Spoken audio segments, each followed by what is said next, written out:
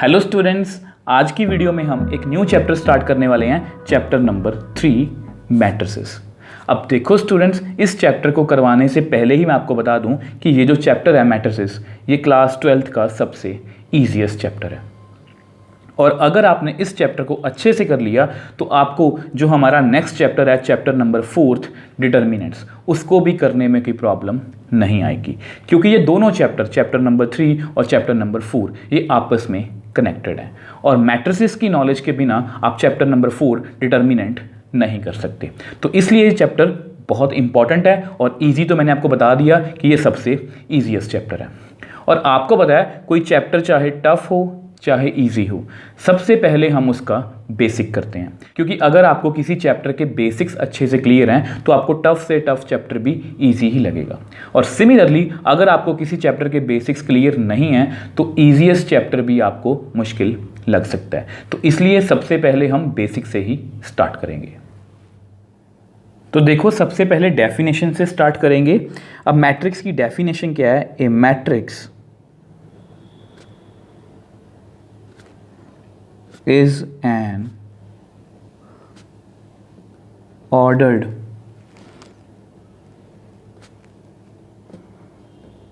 rectangular array। अब array का मतलब क्या होता है? arrangements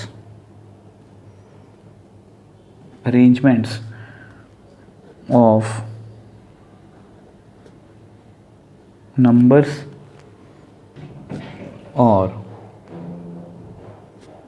functions। The numbers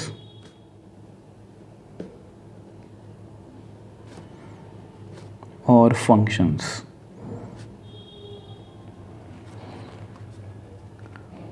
are called the elements or the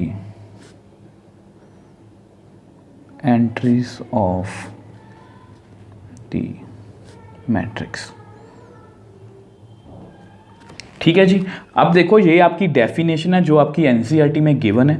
अब इसको हम हमेशा की तरह अपने वे से, मतलब इजी वे में समझने की कोशिश करेंगे। देखो, डेफिनेशन में क्या लिखा है? A matrix is an ordered rectangular array, मतलब arrangements of numbers or functions. मतलब अगर मैं कुछ नंबर्स या कुछ फंक्शंस ले लूँ और उनका मैं एक रेक्टेंगुलर अरेंजमेंट करूं, ऑर्डर्ड तरीके से, मतलब सही तरीके से एक रेक्टेंगुलर अरेंजमेंट करूं, तो उस सारे अरेंजमेंट को, जो नंबर्स और फंक्शंस का होगा, उस अरेंजमेंट को हम क्या बोलते हैं कंबाइन में?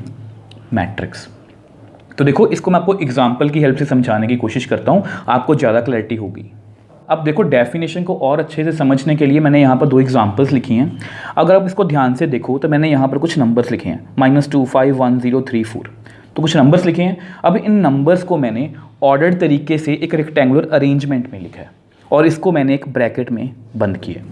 तो ये जो पूरा सिस्टम है ना, कि नंबर्स को मैंने अरेंजमेंट में लिखा और ब्रैकेट में मतलब कि बंद किया, इस सब को हम क्या बोलते हैं? मैट्रिक्स। तो ए हमारा क्या है? एक मैट्रिक्स है।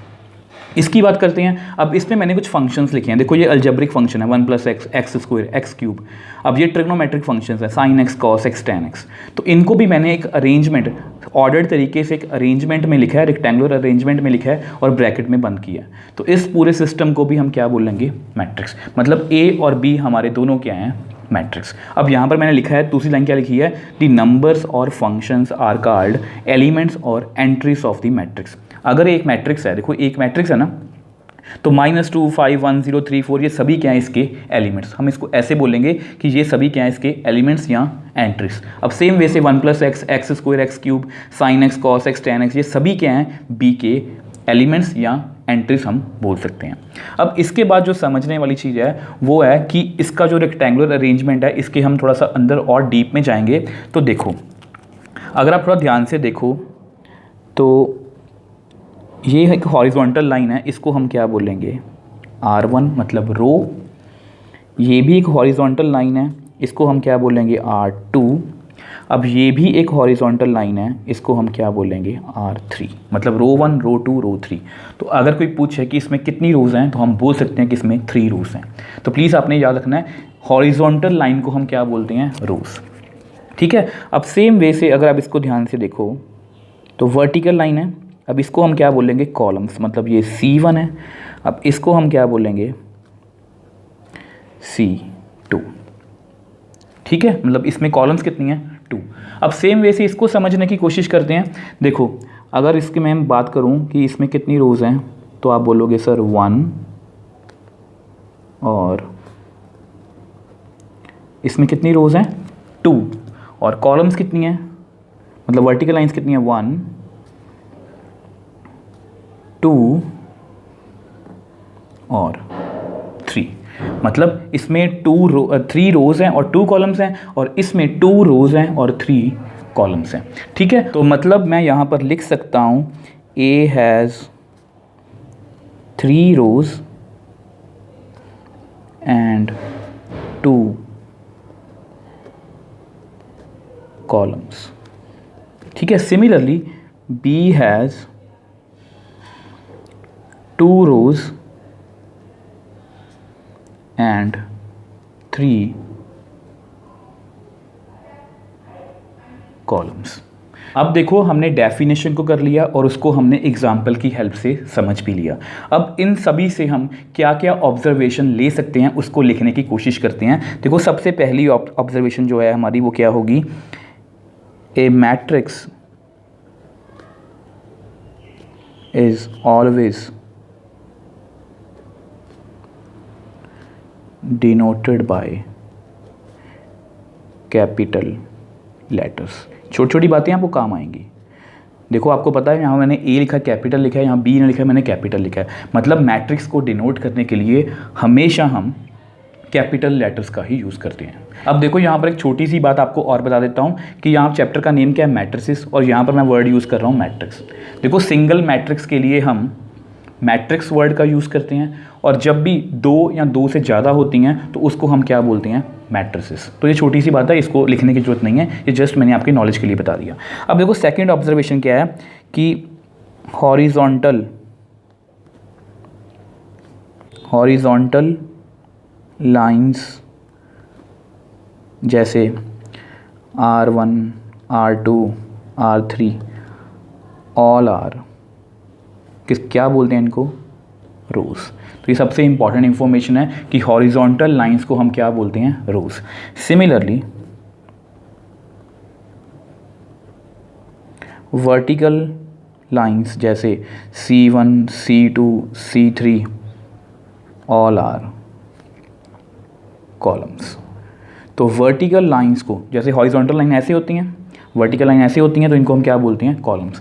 तो ये सारी इन्फॉर्मेशन जो मैंने आपको इस पेज पे बताई है, इसको आप अच्छे से याद रखोगे, क्योंकि ये सभी छोटी छोटी बातें आपको चैप्टर में आगे जाके बहुत हेल्प करेंगी। अब देखो मैंने आपको बताया था कि हम मैट्रिक्स को इस तरह से क्लोज्ड ब्रैकेट से डिनोट करते हैं। अब आपकी नॉलेज के लिए बता रहा हूँ कि मैट्रिक्स को हम इस ब्रैकेट से, मतलब करली ब्रैकेट और ओपन ब्रैकेट से भी डिनोट कर सकते हैं, बट क्योंकि इस चैप्टर में या कह लो बुक में क्लोज ब्रैकेट को यूज़ किया गया है, तो इसलिए मैंने भी यहाँ पर क्लोज ब्रैकेट को ही यूज़ किया।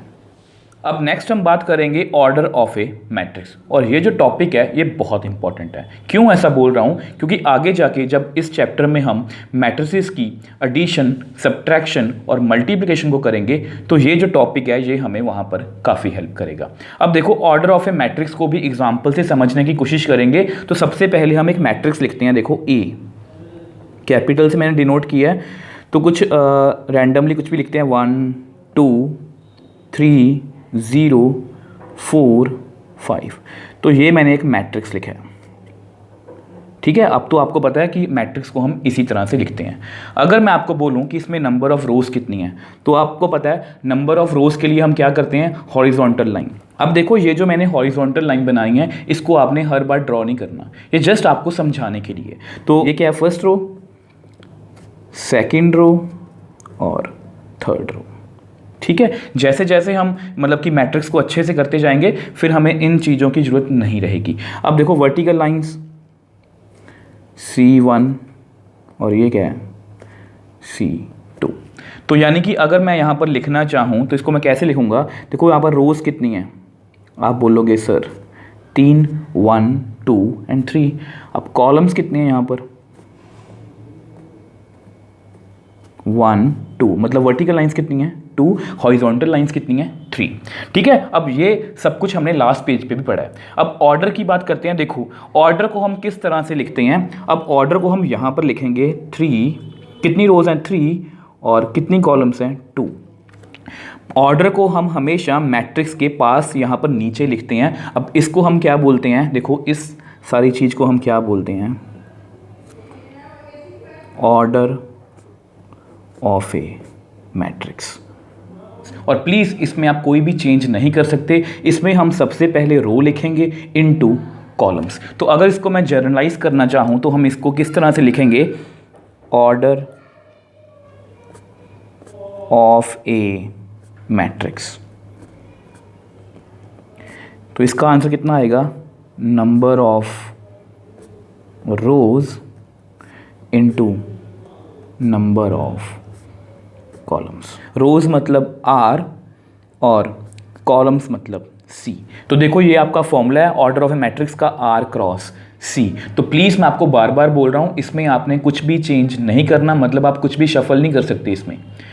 इसको ऐसे ही लिखना पड़ेगा। ऐसा नहीं है कि कॉलम्स आपने पहले लिख दिए, रोज़ आपने बाद में लिख दिए, तो ये बिल्कुल गलत है। आप ऐसा बिल्कुल भी नहीं कर सकते। इसको आप कैसे याद रखोगे, देखो RC, हमेशा हम ऑर्डर ऑफ ए मैट्रिक्स में R पहले लिखेंगे, C बाद में लिखेंगे। अब देखो मान लो कि अगर आपने इसको उल्टा लिख दिया तो वो बिल्कुल ही डिफरेंट मैट्रिक्स बन जाएगा। देखो आप सभी के सामने, देखो मैंने ये सेम एग्जांपल ली 1 2 3 0 4 5। आप सभी को पता है इसमें रोज़ कितनी है 1 2 3, कॉलम्स कितनी है 1 और 2।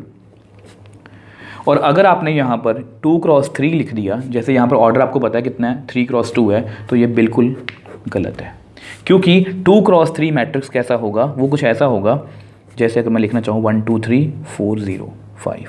अब इसमें रोज़ कितनी है 1 2 रोज़ हैं 1 2 3, कॉलम्स कितनी हैं 3। तो 2 क्रॉस 3 मैट्रिक्स कुछ ऐसा होगा और 3 क्रॉस 2 मैट्रिक्स ऐसा होगा। तो अगर आपने ऑर्डर को शफल कर दिया तो वो दोनों ही बिल्कुल डिफरेंट मैट्रिक्स होंगे। तो प्लीज़ आपने ये बात याद रखनी है। मैं आपको बार बार बोल रहा हूँ कि आप ऑर्डर को हमेशा R क्रॉस C ही लिखोगे। ठीक है, अब देखो मैंने आपको ऑर्डर ऑफ ए मैट्रिक्स के बारे में अच्छे से बता दिया। अब यहाँ से हम क्या ऑब्जर्वेशन ले सकते हैं, मैं आपको वो बताने की कोशिश करता हूँ। तो देखो यहाँ से हम एक ऑब्जर्वेशन ले सकते हैं। देखो number of elements in a matrix. हम यहाँ से ऑर्डर ऑफ ए मैट्रिक्स से नंबर ऑफ एलिमेंट्स गैस कर सकते हैं। अब उसका क्या फॉर्मूला है, number of rows into number of columns. अब आपको लग रहा होगा कि सर से सेम ही है। देखो ऑर्डर को हम हमेशा रिप्रेजेंट करते हैं 3 क्रॉस 2, मल्टीप्लाई नहीं करते, बट नंबर ऑफ एलिमेंट्स में हम मल्टीप्लाई करेंगे। देखो जैसे मैं आपको एग्जांपल से समझाता हूँ, number of elements in matrix, जो हमने एग्जांपल ली थी A, इस मैट्रिक्स में नंबर ऑफ एलिमेंट्स कितने हैं आपको सब पता है। नंबर ऑफ रोज कितनी है 3, नंबर ऑफ कॉलम्स कितनी है 2, तो कितना आंसर आएगा 6 एलिमेंट्स। आप चाहे काउंट भी कर लो 1 2 3 4 5 6, तो इसमें 6 एलिमेंट्स हैं। तो ऑर्डर ऑफ ए मैट्रिक्स की हम हेल्प से नंबर ऑफ एलिमेंट्स भी बता सकते हैं। देखो दोनों में डिफरेंस क्या है, ऑर्डर जस्ट ये रिप्रेजेंट करता है कि उसमें 3 रोज हैं 2 कॉलम्स हैं, इसको हम मल्टीप्लाई नहीं करते, ये जस्ट रिप्रेजेंट करने का इसको एक तरीका है।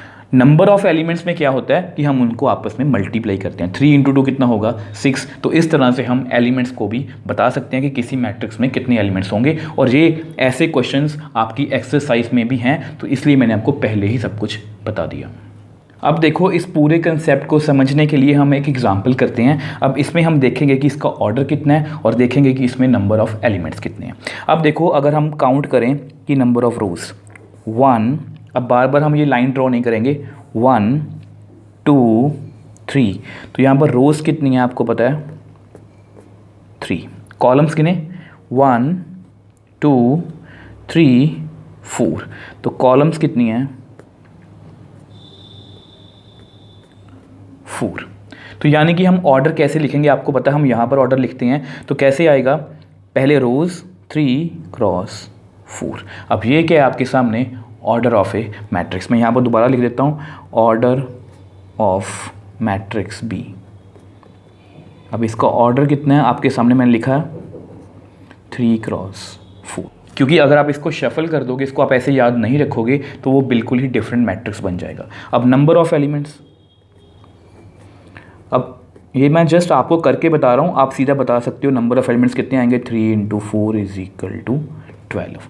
तो इसमें कितने एलिमेंट्स हैं 12, आप काउंट भी कर सकते हो 1 2 3 4 5 6 7 8 9 10 11 12। तो इस तरह से हम किसी भी मैट्रिक्स में नंबर ऑफ एलिमेंट्स बता सकते हैं कि उस मैट्रिक्स में, उस पर्टिकुलर मैट्रिक्स में कितने नंबर ऑफ एलिमेंट्स हैं with the help of order of matrix. तो इस तरह के क्वेश्चंस आपको एक्सरसाइज में भी हैं और इस तरह के क्वेश्चन आपको MCQs में भी पूछे जा सकते हैं।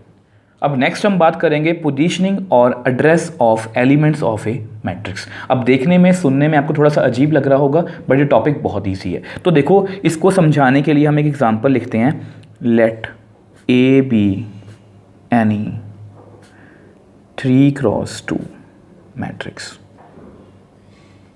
ठीक है, मान लो कि ए एक 3x2 मैट्रिक्स है। अब ये क्या है आपको पता है, ऑर्डर ऑफ मैट्रिक्स, मतलब उसमें रोज कितनी है 3, कॉलम्स कितनी है 2। तो उसको लिखते हैं, देखो A = अब आपको पता है उसमें 3 रोज हैं, तो मैं डॉट लगा रहा हूं यहां पर 1 2 2 1 2। तो हमारे जो मैट्रिक्स की शेप होगी वो कुछ ऐसी होगी जिसमें 3 रोज हैं 2 कॉलम्स। आप चेक कर लो, 3 हॉरिजॉन्टल लाइंस हैं 2 वर्टिकल लाइंस है, तो 3x2। अब देखो इसका क्या मतलब है, पोजीशनिंग और एड्रेस ऑफ एलिमेंट्स। आपको पता है कि जो भी हम इसमें नंबर्स या फंक्शंस लिखेंगे उनको हम क्या बोलते हैं, एलिमेंट्स। अब उसकी पोजीशनिंग और एड्रेस का क्या मतलब है, देखो मैं आपको समझाने की कोशिश करता हूँ। मान लो मैं यहाँ पर ए लिखता हूँ, ए, हम बाय डिफ़ॉल्ट ए ही लिखेंगे, ठीक है। अब देखो आप मेरे को बताओ, जो मैंने ए लिखा है अब ये कौन सी रो में है। आप बोलोगे सर फर्स्ट रो, फर्स्ट ही कॉलम है, तो इसको मैं कैसे लिखूँगा 1 1। आप देख लो, फर्स्ट रो है, फर्स्ट कॉलम है। आपको रफ में भी करके दिखाता हूँ साथ साथ में, देखो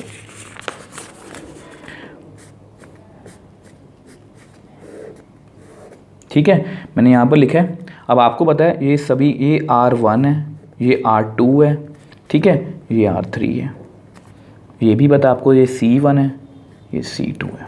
आप ऐसे ही अब देखो ये R1 C1, तो मैंने A11 लिखा है। अब इसकी बात करते हैं, ठीक है। अब देखो ये यहाँ पर मैंने लिखा है, ये क्या है 1 और कॉलम कौन सी है सेकंड, तो इसको मैं कैसे लिखूँगा 1 2।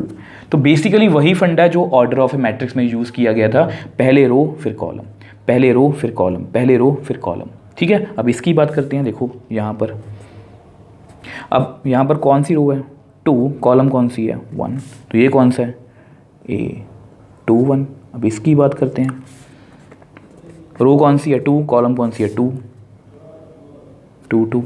अब इसकी बात करते हैं, रो कौन सी है 3, कॉलम कौन सी है 1, तो A31। अब लास्ट रो कौन सी है 3, कॉलम कौन सी है 2, तो A32। तो इस तरह से हम किसी भी एलिमेंट का एड्रेस बता सकते हैं। देखो ये सभी छोटी छोटी बातें हैं, अगर आपने इन सभी छोटी छोटी बातों को अच्छे से सीख लिया तो आपको ये पता ही नहीं लगेगा कि आपका चैप्टर कब स्टार्ट हुआ था और कब खत्म हो गया। मतलब इतना इजी चैप्टर है अगर आप इन सभी छोटी छोटी बातों का अच्छे से ध्यान रखोगे। अब देखो हमारा टॉपिक क्या था, पोजीशनिंग और address of elements of A matrix. अब इनका हम क्वेश्चंस में कैसे यूज करेंगे मैं आपको एग्जाम्पल की हेल्प से बताने की कोशिश करता हूँ। अब देखो इस टॉपिक को समझाने के लिए मैंने यहाँ पर एक एग्जाम्पल लिखी है, यहाँ पर कोई मैंने बी मैट्रिक्स लिखा है। अब उसमें रोज कितनी है 1 2 रोज हैं और कॉलम्स कितनी है, वर्टिकल लाइंस काउंट कर लो 1 2 3, तो 3 कॉलम्स हैं। तो ये इसका क्या ऑर्डर है। अब इसको ना आप लिखने की आदत डाल लो कि हम हर एक मैट्रिक्स में चाहे वहाँ पर ऑर्डर की जरूरत है या नहीं, हम हमेशा उसका ऑर्डर लिखेंगे। इससे क्या होगा, आपको अच्छे से प्रैक्टिस हो जाएगी बार बार लिखने से कि हम हमेशा पहले रो लिखते हैं फिर कॉलम। तो इस तरह से आपसे कभी भी गलती नहीं होगी। तो देखो इसमें क्या पूछा है, राइट A21, मतलब A21 हमें एलिमेंट को ढूंढना है। अब देखो इसका क्या मतलब है, आपको पता है कि पहले रो फिर कॉलम, मतलब second row first column. Second row कौन सी है, ये वाली, और फर्स्ट कॉलम कौन सी है, ये वाली।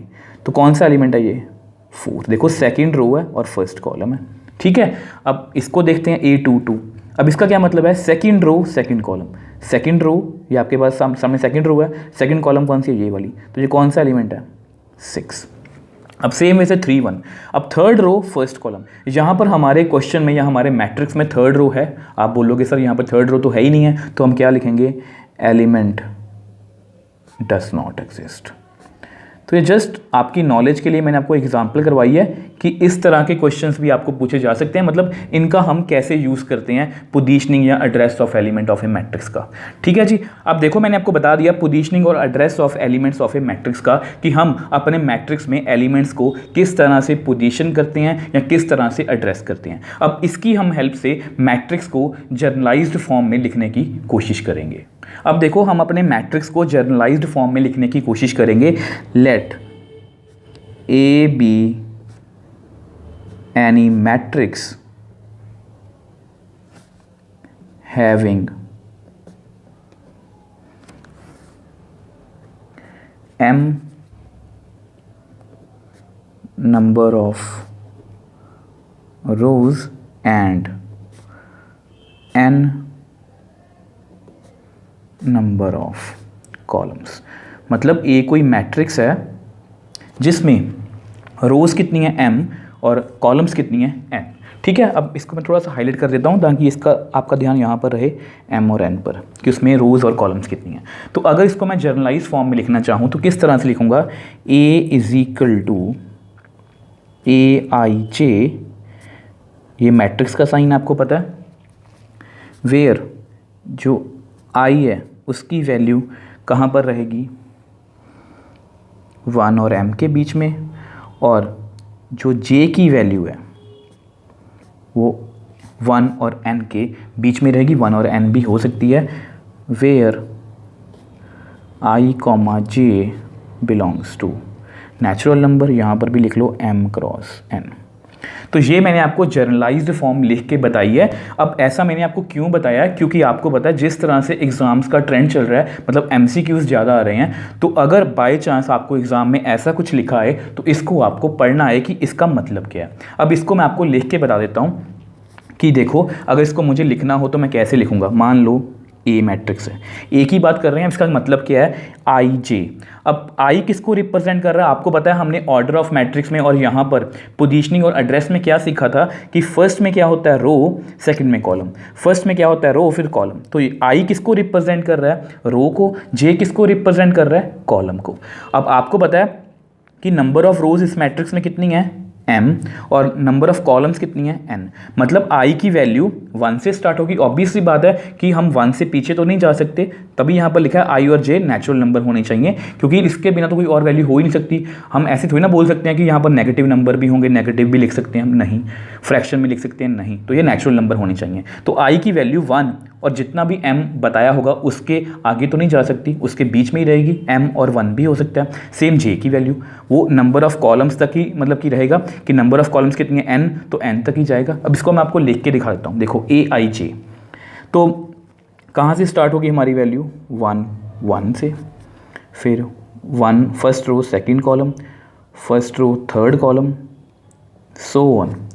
अब आपको पता है सेकंड में मैं क्या लिख रहा हूँ, कॉलम। तो कॉलम कहाँ तक जाएंगे हमारे, कॉलम कहाँ तक जाएंगे हमारे, n तक, क्योंकि मैक्सिमम कॉलम्स कितने हैं, n।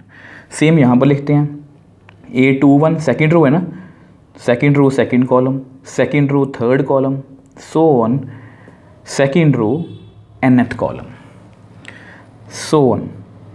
अब ऐसे हम बहुत सारे नंबर्स लिख सकते हैं। अब आप मेरे को बताओ लास्ट में कौन सी, यहाँ पर हम किसकी बात कर रहे हैं, देखो ये रोज़ की बात कर रहे हैं, तो ये कौन सी रो होगी लास्ट में, m है, क्योंकि इसमें रोज़ कितनी है, m। तो m फर्स्ट कॉलम है, m सेकंड कॉलम है, m थर्ड कॉलम है, और लास्ट में यहाँ पर कौन सा होगा, mth रो है, nth कॉलम है। तो इस तरह से हमने देखो ये जो मैट्रिक्स की ऐसी फॉर्म हमें दी गई थी उससे हमने एक मैट्रिक्स कंस्ट्रक्ट कर लिया। अब इसका ऑर्डर कितना है, m क्रॉस n, क्योंकि इसमें नंबर ऑफ रोज कितनी है, m, कॉलम्स कितनी है, n। तो इस तरह से हम किसी भी मैट्रिक्स को, किसी भी ऐसे मैट्रिक्स को इस तरह की फॉर्म में भी लिख सकते हैं। अगर आपको ये समझने में प्रॉब्लम आ रही है तो मैं आपको रफ में एक बार जल्दी से करके दिखा देता हूँ कि मान लो कि A कोई मैट्रिक्स है, A I J। अब उसमें ऑर्डर कितना है 2 क्रॉस 2, मतलब रोज़ कितनी है 2, कॉलम्स कितनी है 2। तो मतलब अब देखो क्या कैसे लिखेंगे इसको, first row first column, first row second column, second row first column, second row second column, 2 तक ही जा सकते हैं, इससे हम आगे जा ही नहीं सकते। आप देख लो इसमें 2 रोज़ हैं 2 ही कॉलम्स हैं। तो इस तरह से हम इस मैट्रिक्स को इस तरह से भी लिख सकते हैं, जहाँ पर आई की वैल्यू जो है वो इस तरह से होगी और जे की वैल्यू भी इस तरह से होगी। तो इस तरह से हम किसी भी मैट्रिक्स को जर्नल फॉर्म में लिख सकते हैं और जर्नल फॉर्म से हम इस तरह की मैट्रिक्स बना भी सकते हैं। तो ये मैंने आपको सिर्फ इसलिए करवाया ताकि आप, अगर आपको MCQs में ऐसा कुछ आए तो आपको कोई कंफ्यूजन ना रहे कि ये किसके बारे में बात कर रहे हैं, आपको पता हो कि वो मैट्रिक्स के बारे में बात कर रहे हैं।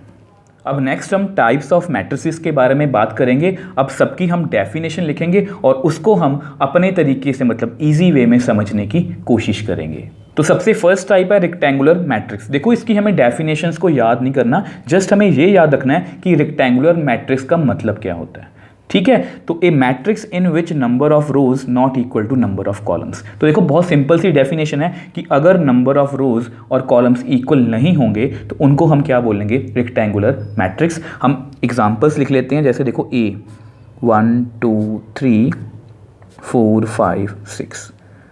अब आप मेरे को बताओ इसमें रोज कितनी है 1 2। आपको पता है रोज का मतलब हॉरिजॉन्टल लाइन 2 है, कॉलम्स कितनी है 1 2 और 3। तो इसमें रोज 2 हैं, कॉलम्स कितनी हैं 3, तो क्लियरली ये रेक्टेंगुलर मैट्रिक्स है। और एग्जांपल लिख लेते हैं B 1 2 3 4 5 6। अब आप मेरे को बताओ इसमें रोज कितनी है 1 2 3, कॉलम्स कितनी है 1 2। तो इसमें भी क्लियरली रोज और कॉलम्स इक्वल नहीं है, तो इसमें कुछ समझने की बात ही नहीं है। अगर रोज और कॉलम्स इक्वल नहीं होंगे तो उसको हम क्या बोलेंगे, रेक्टेंगुलर मैट्रिक्स। तो नेक्स्ट टाइप की बात करते हैं कॉलम मैट्रिक्स। अब इसके आपको नेम से ही क्लियर हो जाएगा, a matrix which has only 1 column. अब इसको मैंने अंडरलाइन भी किया है कि जिस मैट्रिक्स में सिर्फ 1 कॉलम होगा उसको हम क्या बोलेंगे, कॉलम मैट्रिक्स। हमें रोज से कुछ भी लेना देना नहीं है। एग्जाम्पल करते हैं, देखो A। अब देखो इसमें कॉलम्स कितनी होनी चाहिए, सिर्फ 1, तो इसको मैं ऐसे लिख सकता हूँ, देखो 1 2 3। अब आप मेरे को बताओ इसमें रोज कितनी है 1 2। कंफ्यूज नहीं होना प्लीज़ आपने, ये सभी फिर से वही बात रिपीट करूँगा, छोटी छोटी बातें हैं बट आपको बाद में क्वेश्चंस में काम आएंगी। देखो हॉरिजॉन्टल लाइन ऐसे ड्रॉ होती है 1 2 3, तो 3 रोज हैं इसमें, कॉलम कितनी है, वर्टिकल लाइन कितनी है 1, ठीक है। एक और एग्जांपल करते हैं। अब देखो 1 2।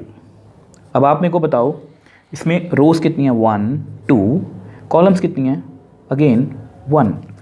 एक और एग्जांपल करते हैं C। अब इसमें कईयों को कन्फ्यूज़न हो सकती है, देखो अब मैंने जानबूझ के लिखा है ताकि आपको इसको भी रीड करना है। देखो इसमें रोज़ कितनी है, हॉरिजॉन्टल लाइन कितनी है 1, कॉलम्स कितनी है वो भी 1, तो इसको आप 1 क्रॉस 1 लिख सकते हो, मतलब एक ही रो है एक ही कॉलम, मतलब एक ही एलिमेंट है। तो ये भी एक कॉलम मैट्रिक्स है क्योंकि इसमें कॉलम कितनी है 1। देखो मैं आपको इस तरह से एग्जाम्पल्स क्यों करवा रहा हूँ, ध्यान से देखो, 3 रोज़ हैं 2 रोज़ हैं 1 रो है, उससे हमें कोई भी फ़र्क नहीं पड़ता। फ़र्क कहाँ से पड़ता है, इसमें भी 1 कॉलम है, इसमें भी 1 कॉलम है, इसमें भी 1 कॉलम है। तो अगर किसी भी मैट्रिक्स में जो डेफिनेशन में लिखा है कि 1 कॉलम होगी तो उसको हम क्या बोलेंगे, कॉलम मैट्रिक्स। अब इसको हम इन जनरल लिख भी लेते हैं। तो जैसे हमने जर्नलाइज फॉर्म में लिखा था, तो इन जनरल इसको हम कैसे लिखेंगे, A = AIJ। अब आपको पता है इसमें रोज़ जो हैं वो क्या हो जाती हैं, चेंज हो रही हैं, उससे हमें कोई फ़र्क नहीं पड़ता, बट कॉलम कितनी चाहिए मुझे 1। आप यहाँ पर लिख दो where M = number of rows. M की वैल्यू चाहे 1 हो चाहे 2 चाहे 3, हमें कोई फ़र्क नहीं पड़ता, कॉलम हमें कितनी चाहिए 1 चाहिए। सो नेक्स्ट टाइप है हमारी रो मैट्रिक्स। अगर आपको कॉलम मैट्रिक्स अच्छे से क्लियर है तो रो मैट्रिक्स भी बिल्कुल सेम है, A matrix which has only 1 रो।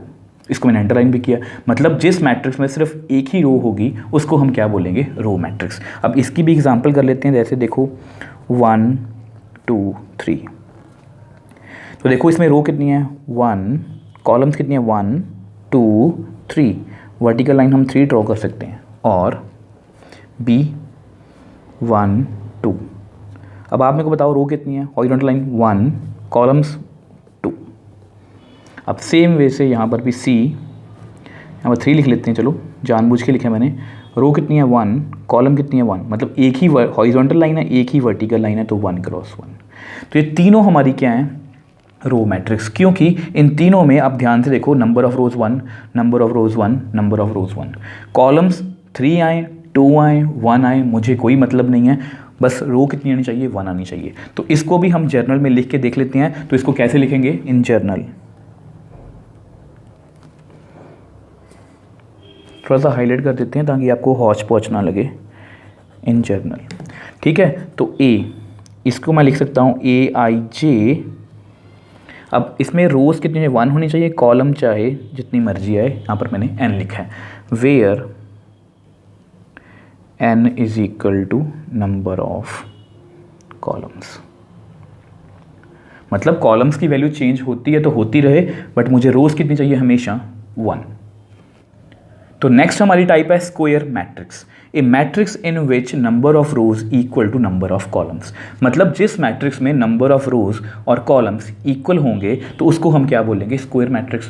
अब जिसमें इक्वल नहीं होते उसको हम क्या बोलते हैं, रेक्टेंगुलर मैट्रिक्स, और जिसमें इक्वल होते हैं उसको हम क्या बोलते हैं, स्क्वायर मैट्रिक्स। और ये जो स्क्वायर मैट्रिक्स है ये काफ़ी इंपॉर्टेंट है क्योंकि इसके अंदर हम काफ़ी सारी टाइप्स पढ़ने वाले हैं। अब देखो इसकी एग्जाम्पल करते हैं। मान लो ए मैट्रिक्स मैंने लिखा 1 2 3 4 5 6 1 3 9, जो मर्जी लिख लो।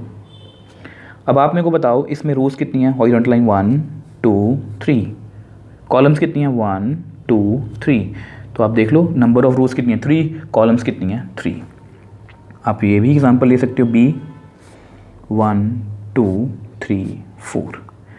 अब आप मेरे को बताओ इसमें रोज़ कितनी है 1 2, कॉलम्स कितनी है 1 2। तो इसमें भी नंबर ऑफ रोज़ और कॉलम सेम है। एक और एग्जांपल करते हैं 1, रोज़ कितनी है 1, कॉलम्स कितनी है 1। तो ये सभी क्या हैं, स्क्वायर मैट्रिक्स। अब यहाँ पर मुझे आपको एक छोटी सी बात और बतानी है, क्योंकि बुक में वो जो इसको बोलते हैं ना उसका भी आपको पता होना चाहिए कि वो कौन सी लैंग्वेज यूज़ कर रहे हैं। अब देखो इसको पता क्या बोलेंगे, A is a square matrix of order 3। वो जस्ट ये वाला वर्ड यूज़ करेंगे कि A is a square matrix of order 3, क्योंकि दोनों तरफ रोज और कॉलम सेम है तो वो इसको ऐसे ही बोलते हैं ऑफ ऑर्डर 3। ऑर्डर 3 का क्या मतलब है, ऑर्डर 3 है और स्क्वायर मैट्रिक्स है मतलब 3 क्रॉस 3। इसको क्या बोलेंगे, B is a square matrix of order, क्या होगा 2, यस। तो इसको ऐसे बोलेंगे मतलब 2 क्रॉस 2। अब सेम है, इसको कैसे बोलेंगे, C is a square matrix of order 1। तो मतलब 1 ऑर्डर मतलब 1 रो 1 कॉलम, क्योंकि आपको लैंग्वेज भी रीड करनी आनी चाहिए कि उसको वो बोलते कैसे हैं। अब देखो इसको जर्नल फॉर्म में लिखते हैं तो कैसे लिखेंगे, इन जर्नल। अब तो ये आपको इजी लगेगा इन जनरल लिखना, A is equal to AIJ, यहाँ पर क्या लिखेंगे M cross M, where number of rows equal to number of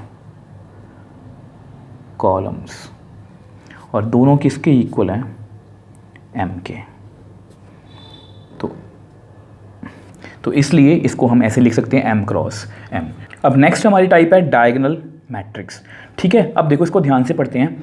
A square matrix, देखो यहाँ पर स्क्वायर मैट्रिक्स का जिक्र हो गया, जो मैंने आपको बताया था कि स्क्वायर मैट्रिक्स काफ़ी इंपॉर्टेंट है, तो इसको थोड़ा सा अंडरलाइन करते हैं। A square matrix is said to be diagonal matrix. अब स्क्वायर मैट्रिक्स को ही हम डायगोनल मैट्रिक्स बोलेंगे if all the non diagonal elements are 0। तो किसी भी स्क्वायर मैट्रिक्स को हम डायगोनल मैट्रिक्स कब बोलेंगे, अगर उसमें जितने भी नॉन डायगोनल एलिमेंट्स हैं वो क्या हैं, 0। तो सबसे पहले तो आपको यही पता होना चाहिए कि नॉन डायगोनल एलिमेंट्स और डायगोनल एलिमेंट्स होते क्या हैं। इसको मैं आपको रफ में समझाने की कोशिश करता हूँ। अब देखो मान लो, पहले डायगोनल को समझते हैं। देखो ये मैंने कोई वैसी रेक्टेंगल बना लिया, आपको पता ये क्या है, डायगोनल। इसको हम क्या बोलते हैं, डायगोनल बोलते हैं ना। तो सेम वे से मैट्रिक्स में मान लो ये मैट्रिक्स है, ये स्क्वायर मैट्रिक्स है 3x3, मतलब 3 रोज़ हैं और 3 ही उसमें कॉलम्स हैं, 1 2 3 1 2 3। ठीक है, अब इसमें डायगोनल एलिमेंट्स कौन कौन से होंगे, जैसे ये वाला 1, ये वाला, ये वाला, इसको आप इससे कंपेयर करो तो ये वाले कौन से हो गए डायगोनल एलिमेंट्स, ये वाला, ये वाला और ये वाला। और इसके अलावा जो भी एलिमेंट्स बच गए वो क्या हैं, सभी नॉन डायगोनल एलिमेंट्स, जैसे ये 0 0 0 0 0 0। तो इस तरह के सभी एलिमेंट्स को हम क्या बोलते हैं, नॉन डायगोनल। और यहाँ पर क्या लिखा है, if all non diagonal elements are 0, अगर सभी नॉन डायगोनल एलिमेंट्स 0 होंगे तो उसको हम क्या बोलेंगे, डायगोनल मैट्रिक्स।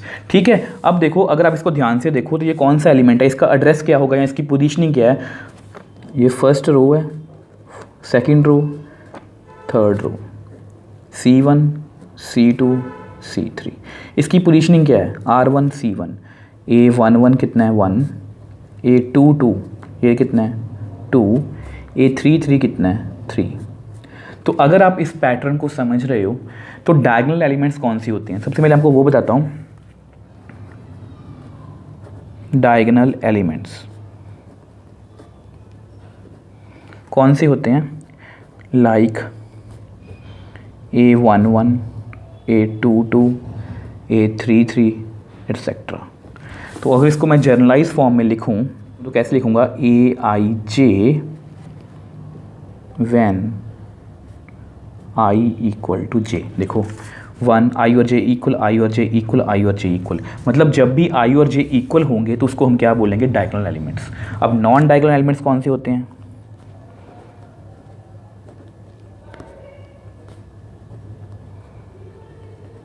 लाइक अब देख लो यहाँ पर रफ में, ये कौन सा एलिमेंट है, फर्स्ट रो है सेकंड कॉलम है, फर्स्ट रो है थर्ड कॉलम है। तो मतलब जैसे A12 A21 A31 एटसेट्रा। अगर इसको मैं जर्नलाइज फॉर्म में लिखूँ तो Aij when I not equal to j। तो जब भी ऐसी सिचुएशन होगी तो उसको हम क्या बोलेंगे, नॉन डायगोनल एलिमेंट्स। अब ये सब कुछ मैं आपको क्यों बता रहा हूँ, क्योंकि कुछ बच्चों के मन में डाउट आएगा, देखो क्या कि सर आपने बोला ये डायगोनल है तो ये भी तो डायगोनल हो सकता है, रेक्टेंगल में 2 डायगोनल्स होते हैं। तो आप बोलोगे कि सर तो इस तरह से तो हम एक मैट्रिक्स लिख लेते हैं 0 0 1 0 3 0 4 0 0, ये भी तो एक डायगोनल है, बट ये गलत है। अब गलत क्यों है, अब आप इस डेफिनेशन को देखो, diagonal elements are like A11 A22 A33, मतलब जब भी I और j की वैल्यू इक्वल होगी तब उसको हम क्या बोलेंगे, डायगोनल एलिमेंट्स। अब आप मेरे को बताओ ये कौन सा एलिमेंट है, फर्स्ट रो है और कॉलम कौन सी है, थर्ड। तो क्या ये डायगोनल एलिमेंट हो सकता है, अब आपका डाउट क्लियर हो जाएगा कि यस सर ये डायगोनल एलिमेंट नहीं हो सकता, क्योंकि डायगोनल एलिमेंट होने के लिए I और j की वैल्यू सेम चाहिए। तो इसलिए मैंने आपको अच्छे से बताया कि डायगोनल एलिमेंट्स कौन से होते हैं और नॉन डायगोनल एलिमेंट्स कौन से होते हैं। अब ऐसा करते हैं, नेक्स्ट पेज पे इसकी कुछ एग्जांपल्स करते हैं। अब देखो डायगोनल मैट्रिक्स की एग्जांपल लेने की कोशिश करते हैं। 1 0 0 0 3 0 0 0 4। तो आप देख लो सिर्फ ये डायगोनल एलिमेंट्स ही हैं, बाकी सभी नॉन डायगोनल एलिमेंट्स क्या हैं, 0 3 क्रॉस 3। तो आपको पता है ये स्क्वायर मैट्रिक्स होना चाहिए, 1 2 3 1 2 3, ये स्क्वायर मैट्रिक्स भी है और इसमें डायगोनल एलिमेंट्स को छोड़ के बाकी सभी एलिमेंट्स क्या हैं, 0। तो ये हमारी क्या है, डायगोनल मैट्रिक्स। अब एक और एग्जांपल लिखते हैं, B 1 0 0 9। तो इसका ऑर्डर कितना है, 2 क्रॉस 2, 2 रोज़ हैं 2 कॉलम्स हैं, मतलब ये स्क्वायर मैट्रिक्स है और इसमें डायगोनल एलिमेंट्स को छोड़ के बाकी सभी एलिमेंट्स क्या हैं, 0। तो ये भी हमारी डायगोनल मैट्रिक्स है। अब सेम C, ये थोड़ी सी कॉन्ट्रोवर्शियल है, आपको थोड़ा सा अजीब लगेगा, 4। अब ये इसमें रो कितनी है, 1, कॉलम कितनी है, 1। अब आप मेरे को बताओ, अब कुछ बच्चे बोलेंगे कि सर ये डायगोनल मैट्रिक्स कैसे हो सकती है, but yes it is a diagonal matrix, क्योंकि सबसे पहली कंडीशन क्या है, स्क्वायर मैट्रिक्स, इसमें 1 रो है 1 कॉलम है, ठीक है, वो सेटिस्फाई हो रही है। अब सेकंड देखो, डायगोनल मैट्रिक्स कोई कब होता है, कोई भी स्क्वायर मैट्रिक्स डायगोनल मैट्रिक्स तब होता है जब उसके सभी नॉन डायगोनल एलिमेंट्स कितने होते हैं, 0।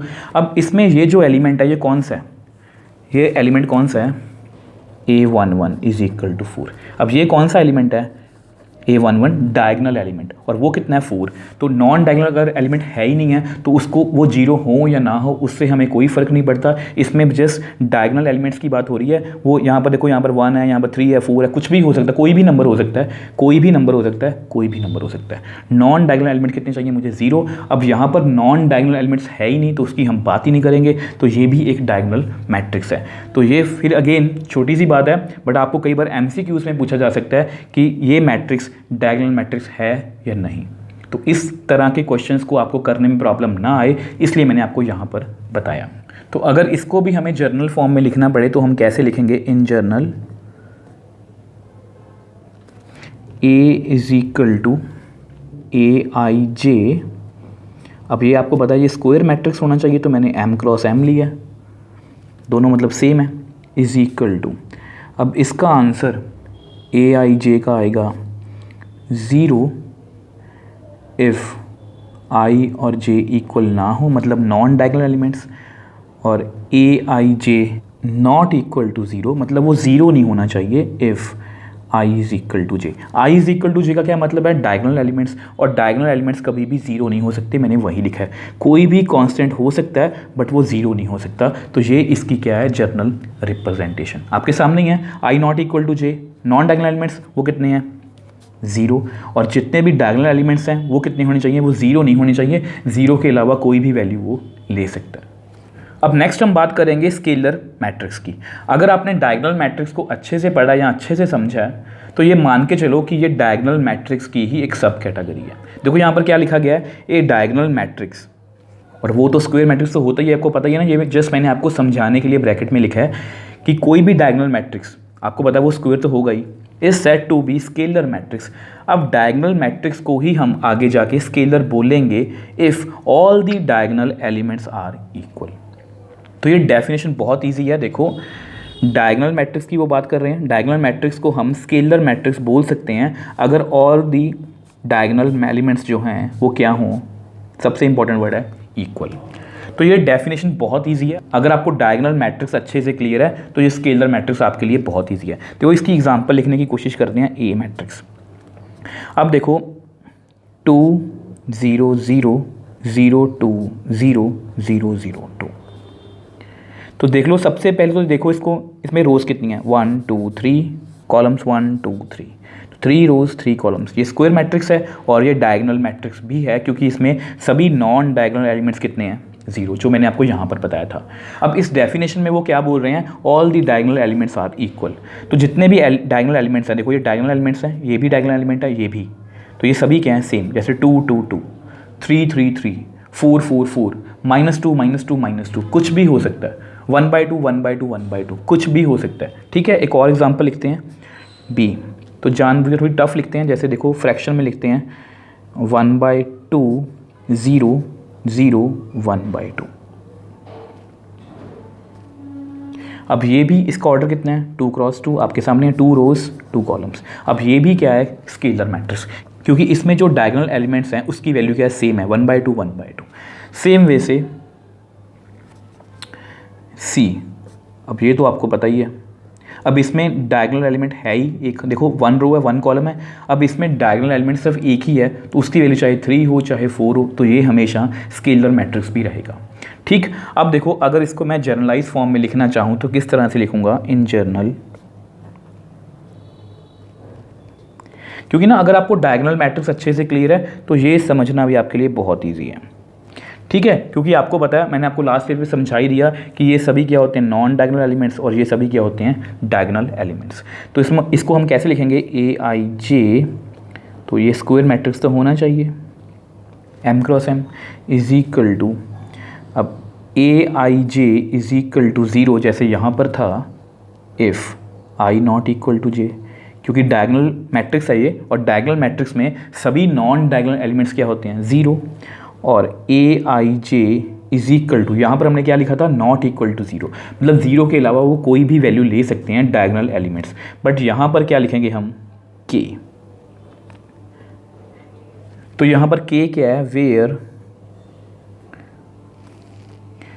K इज एनी कांस्टेंट, मतलब इसमें मैंने आपको क्या लिख के बताया कि ए आई जे, अब आपको पता है कि इसमें आई और जे सेम है, मतलब ये डायगोनल एलिमेंट है और इसकी वैल्यू हमेशा के मतलब एक कांस्टेंट रहेगी, चाहे वो 1 हो, चाहे वो 2 हो, चाहे वो नेगेटिव नंबर हो, चाहे वो फ्रैक्शन में हो। तो इस तरह से मैंने स्केलर मैट्रिक्स को जर्नल फॉर्म में आपको लिख के बताया ताकि आपको किसी भी तरह की कोई कन्फ्यूज़न ना रहे। तो नेक्स्ट टाइप है हमारी आइडेंटिटी मैट्रिक्स। अब इस टाइप को करवाने से मैं पहले ही आपको बता दूं कि जितनी भी हमने टाइप्स की हैं मैट्रिक्स की, ये सबसे इंपॉर्टेंट है, इंपॉर्टेंट भी है और सबसे ज़्यादा यूज़ भी हम यही करने वाले हैं, आइडेंटिटी मैट्रिक्स। इसकी डेफिनेशन बढ़ते हैं। देखो ये जो डेफिनेशन है एक्चुअल में ये आप ये मान के चलो, इसको आप डायगोनल मैट्रिक्स भी बोल सकते हो, इसको आप स्केलर मैट्रिक्स भी बोल सकते हो, इसको आप आइडेंटिटी मैट्रिक्स भी बोल सकते हो। ऐसा क्यों बोल रहा हूँ, देखो ए स्क्वायर मैट्रिक्स इन विच, देखो स्क्वायर मैट्रिक्स की बात कर रहे हैं, a square matrix in which elements in the diagonal, diagonal में जितने भी एलिमेंट्स हैं ऑल आर 1, डायगोनल के जितने भी एलिमेंट्स हैं वो कितने होने चाहिए 1, रेस्ट ऑल 0, बाकी सभी, जैसे रेस्ट ऑल मतलब जितने भी नॉन डायगोनल एलिमेंट्स हैं वो सभी क्या हैं 0। अब इसको मैं आपको लिख के दिखा देता हूँ। देखो वो किसकी बात कर रहे हैं, स्क्वायर मैट्रिक्स की बात कर रहे हैं। देखो 1 0 0 0 1 0 0 0 1। अब आप मेरे को बताओ इसमें रोज़ कितनी है 1 2 3, कॉलम्स कितने 1 2 3, ठीक है। अब देखो आपने ध्यान किया होगा यहाँ पर मैंने इसका नेम नहीं लिखा क्योंकि इसका एक खास नेम होता है। देखो इसमें क्या हो रहा है, सभी डायगोनल एलिमेंट्स, ये डायगोनल एलिमेंट्स हैं A11 A22 A33, ये कितना है 1, रेस्ट ऑल क्या है 0, ठीक है। अब इसका क्या नेम होता है I3, इसको हम क्या बोलते हैं जर्नल में I3, identity matrix of order 3। आपको मैंने बताया था ना स्क्वायर मैट्रिक्स में कि उसको हम ऐसे बोलते हैं A is a square matrix of order 3, उसका क्या मतलब होता है 3x3, तो वही बात है I3। अब सेम वे से हम क्या लिखेंगे I2, मतलब 1 0 0 1, मतलब 2x2, 2 रोज़ हैं 2 कॉलम्स हैं और डायगोनल एलिमेंट्स कितने हैं 1 1, बाकी सारे 0। अब सेम वे से I1 मतलब सिर्फ 1, क्योंकि इसमें एक ही डायगोनल एलिमेंट है 1x1 है, 1 रो है 1 कॉलम है, तो वो कितना है 1, बाकी सभी क्या हैं 0 हैं, उसमें है ही नहीं है तो उसकी हम बात ही नहीं करेंगे। तो I1 I2 I3, तो ये मैं आपको बार बार बोल रहा हूँ, ये सबसे इंपॉर्टेंट मैट्रिक्स है, इसका हम मैक्सिमम यूज़ करने वाले हैं। अब मैं आपको बता रहा था कि इसको ना हम डायगोनल मैट्रिक्स भी बोल सकते हैं। देखो इसमें सभी डायगोनल एलिमेंट्स कितने हैं, कुछ कांस्टेंट है, बाकी सभी क्या हैं 0। अब इसको हम स्केलर मैट्रिक्स भी बोल सकते हैं क्योंकि सभी की डायगोनल एलिमेंट्स की वैल्यू कितनी है सेम है, तो इसको हम स्केलर मैट्रिक्स भी बोल सकते हैं। तो ये काफ़ी इंपॉर्टेंट मैट्रिक्स है। अब इसकी भी जर्नल फॉर्म लिखने की कोशिश करते हैं, इन जर्नल। अब आपको पता है इन जर्नल कैसे लिखेंगे इसको, सबसे पहले इसका नेम लिखते हैं, जैसे A is equal to AIJ। अब आपको पता है ये स्क्वायर मैट्रिक्स होना चाहिए, तो M क्रॉस M, तो AIJ is equal to 0 if I not equal to J, मतलब अगर I और J सेम नहीं होंगे, मतलब नॉन डायगोनल एलिमेंट्स, और वो कितने होने चाहिए 0। AIJ is equal to 1 if I is equal to J, मतलब जितने भी डायगोनल एलिमेंट्स हैं वो कितने होने चाहिए, सिर्फ और सिर्फ 1। स्केलर मैट्रिक्स में क्या था यहाँ पर K, और डायगोनल मैट्रिक्स में यहाँ पर क्या था कि 0 के अलावा कोई भी वैल्यू हो सकती है। तो इस तरह से मैंने आपको आइडेंटिटी मैट्रिक्स को भी अच्छे से समझाने की कोशिश की है। सो नेक्स्ट और हमारी लास्ट टाइप जीरो मैट्रिक्स, और इसका एक अदर नेम भी होता है null matrix, a matrix in which all the elements are zero. तो ये बहुत ईजी है, जिस मैट्रिक्स में सभी एलिमेंट्स क्या हों जीरो, तो उसको हम क्या बोलते हैं, जीरो मैट्रिक्स और नल मैट्रिक्स। अब इसकी एग्जांपल कर लेते हैं, जैसे 0 0 0 0 1 2 1 2, 2 रोज 2 कॉलम्स। इस मैट्रिक्स को ऑर्डर से कोई भी फ़र्क नहीं पड़ता, ये मैंने जानबूझ के लिखा है। देखो 0 0 0 0 0 0। अब आप मेरे को बताओ इसका ऑर्डर कितना है, 1 2 3, 3 हॉरिजॉन्टल लाइंस हैं और 2 वर्टिकल, मतलब 3 रोज एंड 2 कॉलम्स हैं, तो ये भी एक ज़ीरो मैट्रिक्स है। और सिमिलरली 1 रो है 1 कॉलम है, ये भी एक ज़ीरो मैट्रिक्स है। ऑर्डर चाहे देखो, चाहे ये रेक्टेंगुलर मैट्रिक्स हो, चाहे ये स्क्वायर हो, कुछ भी हो, उससे उसको कोई फ़र्क नहीं पड़ता। अगर उसके सभी एलिमेंट्स ज़ीरो हैं तो उसको हम क्या बोलेंगे, ज़ीरो मैट्रिक्स। अब नेक्स्ट हमारा टॉपिक है इक्वालिटी ऑफ मैट्रिक्स। अब ये हमारा आज का लास्ट टॉपिक है, और हमेशा की तरह सबसे पहले इसकी डेफिनेशन लिखेंगे और उसको हम ईजी वे में समझने की कोशिश करेंगे। तो सबसे पहले डेफिनेशन को पढ़ते हैं। 2 matrices A and B are said to be equal if, first condition क्या है, both have same order, second condition क्या है, corresponding elements should be same. अब इसका क्या मतलब है, मैं आपको समझाने की कोशिश करता हूँ कि अगर मान लो आपके पास दो मैट्रिसेस हैं ए और बी, उनको हम इक्वल बोलेंगे अगर उन दोनों का सेम ऑर्डर हो और उनके कॉरस्पॉन्डिंग एलिमेंट्स जो हैं वो क्या हों, सेम। अब इसको एग्जांपल से समझने की कोशिश करते हैं। लेट, अब ए कोई मैट्रिक्स है 2 3 0 1, ठीक है, और लेट बी 2 3 0 1। अब आप मेरे को बताओ सबसे पहली कंडीशन क्या होनी चाहिए मैट्रिसेस को इक्वल करने के लिए कि उनके ऑर्डर क्या होने चाहिए, सेम।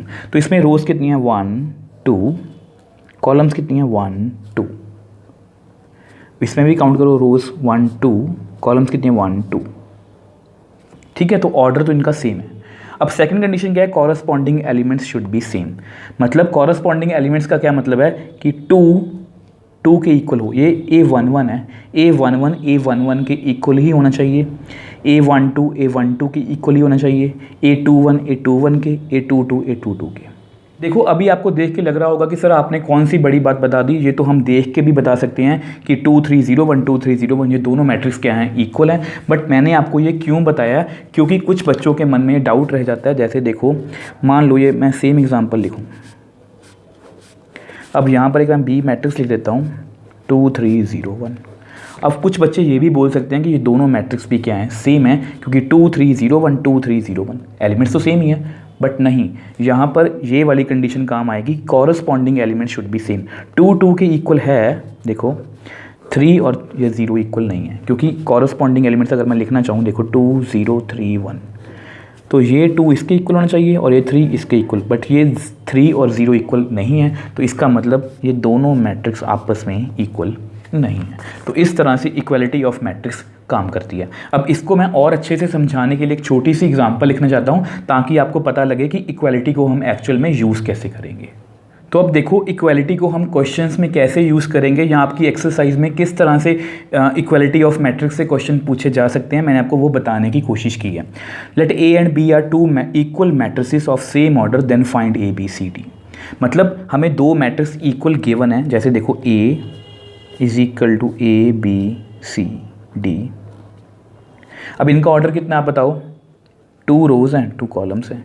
बी मैट्रिक्स कितना है 1 3 5 9, इसका ऑर्डर कितना है 2 रोज एंड 2 कॉलम्स। आप चेक कर लो 2 रोज 2 कॉलम्स, ठीक है। ये दोनों क्या है, equal, since a equal to b, ये गिवन है हमें कि ए और बी आपस में इक्वल हैं। तो अगर दो मैट्रिक्स इक्वल हैं दैट मीन्स ये दोनों कंडीशन सेटिस्फाई होंगी, दे हैव सेम ऑर्डर है, corresponding element should be same. मतलब ए जो है वो किसके इक्वल होगा, 1 के, मतलब ए 1 के इक्वल, बी 3 के, सी 5 के और डी 9 के। तो इस तरह से हम इक्वलिटी ऑफ मैट्रिसेस की हम हेल्प से किसी भी क्वेश्चन को सॉल्व कर सकते हैं। अब देखो स्टूडेंट्स, मैंने अपनी तरफ से पूरी कोशिश की है कि मैं आपको मैट्रिसेस का बेसिक इजी से इजी वे में बता पाऊँ, और अगर आपने इस बेसिक पार्ट को अच्छे से कर लिया तो आपको एक्सरसाइज 3.1 की एग्जाम्पल्स और क्वेश्चंस करने में कोई प्रॉब्लम नहीं आएगी। तो मिलते हैं नेक्स्ट वीडियो में एक्सरसाइज 3.1 की एग्जाम्पल्स और क्वेश्चंस के साथ।